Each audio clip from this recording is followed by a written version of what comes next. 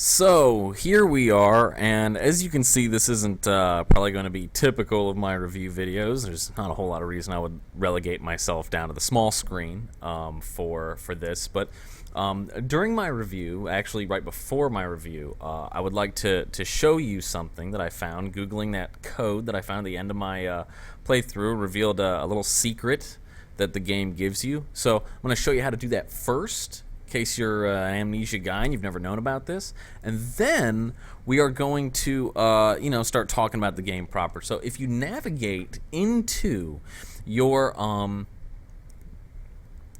files here, and as you can see, I've gone into where Amnesia is installed.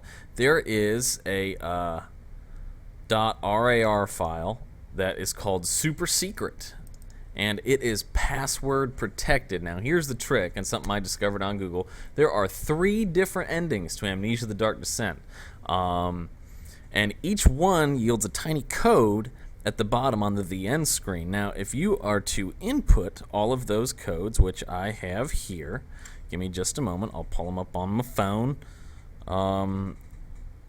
LKE271, I'm gonna have to read it off. TYR299 ODN314. Supposedly this opens up the .rar file, as we can see here, and I can extract Super Secret to my desktop very quickly.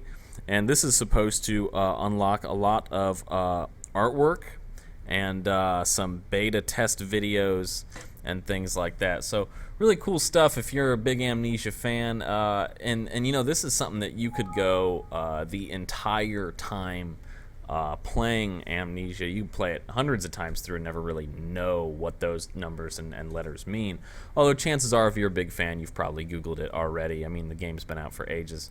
So let's see what's in this file here. We've got art, creatures and characters. Check out them suckers. Yeah, Agrippa, looking quite healthy there. So, some cool artwork here. If you are an Amnesia fan. Up, there it is. Hey, Alexander. Little Alex. That's what I call him. Haha. Alright, I'm just gonna leave this goofy guy up here for now. See if maybe we can take a look at some other things. I'll just try to skim through this as I'm talking here. So Amnesia, what is it exactly that I liked about the game? What didn't I like? Well, I mean, let's think about this. First off, gameplay. The gameplay was pretty interesting on the whole. Well, I didn't remember seeing that guy. He's probably one of the ones I hid completely from, or maybe he's just not in the game. The gameplay was solid. Manipulating objects, solving puzzles, staying away from monsters. There is absolutely no combat in Amnesia the Dark Descent, and that's sort of a big deal, because that's not really common in games anymore. Even survival horror games tend to give you a way to defend against the horde. Ooh, man, he is ugly looking. So the gameplay in this was really interesting and really refreshing, at least in that regards, because you know, we had to manage some resources. Although again, by the end of the game, there were plenty of resources. Although for Amnesia, I don't knock it against them. This is survival horror, but there was also a very hefty puzzling element to it. I mean, I genuinely don't know how many hours I could have wandered around the study before I would have figured out to break that window when my buddy accidentally sort of spoiled it for me. But I digress. They give you a lot of resources because you might need a lot, because it might take you a while to solve some puzzles, and unfortunately with this game there are finite resources. So if you go too crazy, you might see yourself having some real problems progressing through the game. So they needed to provide you with enough to get by, but there were plenty of times during my run through where I found myself out of oil or low on tinderboxes and sort of struggling to get through. But by the end of the game, I had plenty. Here's some cool sketches. Back to Agrippa here. Okay. So the gameplay was really solid, and the controls worked. I did have just the minor tick of I wish that I had a little bit farther reach from my character, because I would have really liked to have been able to pick up certain things that I wasn't able to pick up, without crouching and the like. It was just a minor annoyance. Some 3D renderings here, machine room. Yes, I remember that room. So yeah. The controls were tight. Controls were good. It's exactly what you'd expect from a PC first-person game. You aim with the mouse. You move with WASD, whatever you want to call it. Crouch, left control, left shift, run. Not a whole lot to it other than that. Lantern was F, really easy to reach with the index fingers, all very intuitive. The visuals, I have a little bit trouble commenting on, simply because, first off, if you've noticed, I've been running the game on medium quality. And, and I know that it can get better, etc., but the game is also very old. Well, not very, but quite a few years. And so this review is probably the last one done in the last 6 months, honestly. The visuals were good. They conveyed the message that they needed to convey. There was a really neat little trick that they use where your eyes actually have to adjust to the dark, if that's the case, and it adds just a half a second of suspense onto whatever it is that you are doing at the time. Oh, those ledges. Haha. As far as the narrative goes,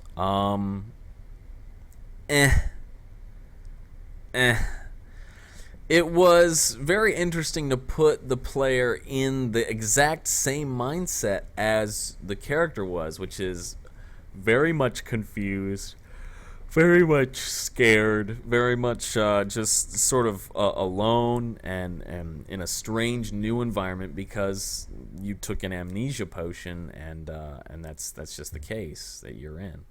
Let me see, just making sure here. I don't want to. Oh, never mind. It went away. So I don't exactly know how I feel about, say, the narrative. I think that it was pretty weak. It felt a lot like the same narrative as The Mummy, the movie, except that there was no mummy. There were just a lot of things in the dark making, ooh noises. So as we are as we're moving forward here, the narrative, I didn't care, like, and they introduced Agrippa without giving me any sort of emotional anchor to the character. I had no incentive to save Agrippa if I didn't want to.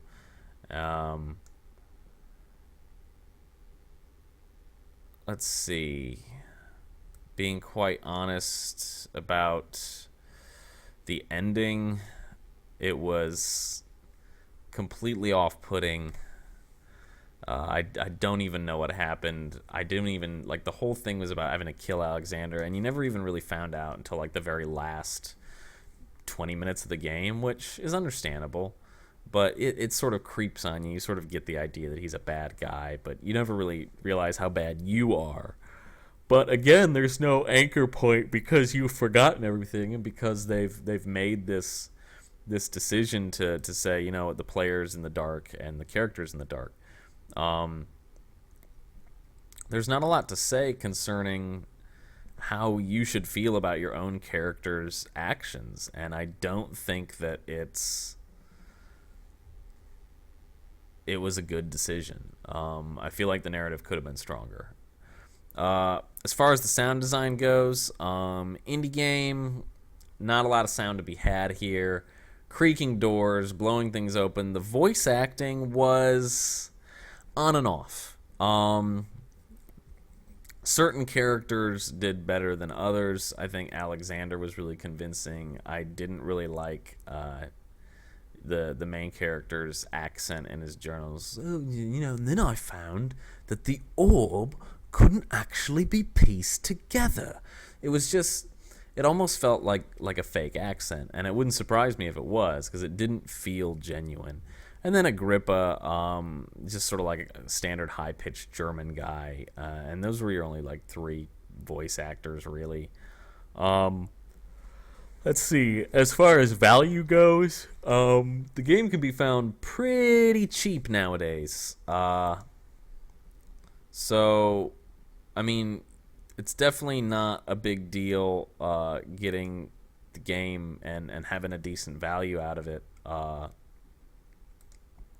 But at the same time, just, I don't know.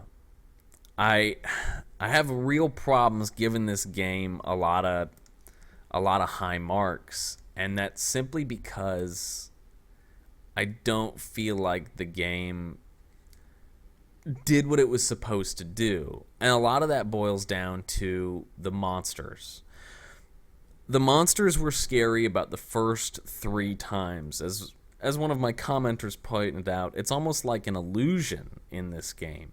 Once you peel back the veil and see how rudimentary the AI actually is in the monsters, and figure out that the music is your ultimate savior, there really is no point to being afraid of the monsters anymore. Oh, and here's that painting. So that painting does change. Okay, and then sweet. Okay. So, I have a lot of issues with the idea that the main Herbert's Lost Diary. Oh, okay. So there's some more audio logs and a transcript of a lost diary in here. I just have a main, problem with the fact that the game is driven on being scared and being helpless. And with the water monsters, the very beginning of the game, that was good. But they really let that slip out of their hands, and they didn't do anything else with it. And I really feel like there could have been more. I understand that you don't want a combat element, and I understand that if you don't have a way out of getting from around the monsters, then the game becomes sort of unwinnable or cheap, and you don't want your game to feel that way.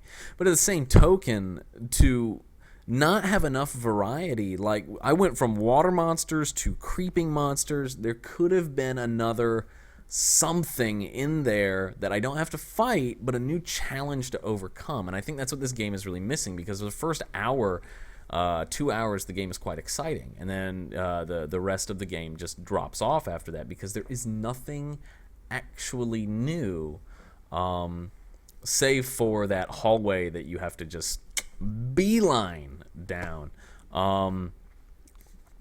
So there's only the single player mode. There are these cool extras after you beat the game, which I'm showing you here, although I think I'm kind of done with that. So again, to navigate to those, here's my command line that I went to if you're curious and checking them out on your own. There's videos in there, there's more audio logs in there that I'm sure deepen the lore, but the lore isn't that great. So we have a scary adventure game, survival horror-esque, that isn't that scary. It isn't that long, which is okay. Length isn't everything, tish, and at least you can get it on the cheap. But the narrative isn't that great. It really points to the fact that I did not finish this game years ago. I played it for about 20 minutes to a half an hour, and I got bored. And I feel like a lot of what kept me going through this playthrough was the idea that I was making my video series and I had to trudge through. And also all the recommendations that I got. Man, this game's great. This game's great. This is excellent. You gotta play Amnesia. It's super creepy. But it's not. It's disappointing, really, because there's a lot of potential here that doesn't get realized. I think overall, I'm going to give this game probably between a 45 and a 50. Let's call it about a 47. Just put it right in between there. And the reason that I'm putting it just below 5 on the IGN scale. My own scale, remember, 50 is still, you should play this game. I wanted to dip it just below that level, just below the idea that you should play this game, because I don't think that you should necessarily play this game. I think that this game is marketed to a very specific sort of fan. I think that if you are watching this and you typically don't like survival horror, then there is nothing for you here. If you don't like a game like Myst, then there is nothing for you here. And there's not a lot to pull you through this game. That being said, if you are a horror fan and if you don't mind spending just a couple of bucks on a game that's pretty decent, yeah, go for it. And that's why we're keeping it right and close to that middle range, is because I don't want to scare you away from the game, but I'm just saying don't expect the level of amazingness that you may have come to expect, considering the idea that this game has gotten a lot of attention and a lot of reviews. Got a short story collection here. That were very, very high praises. Okay, so there's a short story collection in here as well. It's on a PDF. Okay, so I mean there's that. Remember, short story collection. Let's see if there's anything else in here real quick. Doesn't look like it. A lot of just basic stuff. Yeah, this game. That's all I can really do is sigh at it. As a big horror fan, all I can really do is just sigh. As a game fan, I can say, yeah, it's worth a play if it's what you're into. And that's why we're giving it that nice middling score of a 47.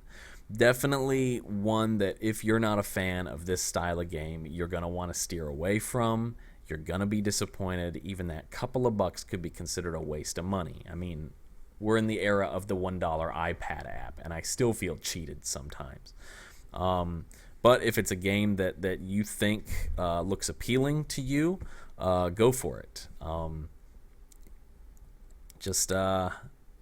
Yeah. You've been warned. Ending can be a little disappointing. So, thanks for watching. I hope that could sum up my thoughts as best as I can, and look out in the future for more of my videos, I guess, because they are coming fast now. Thanks for watching.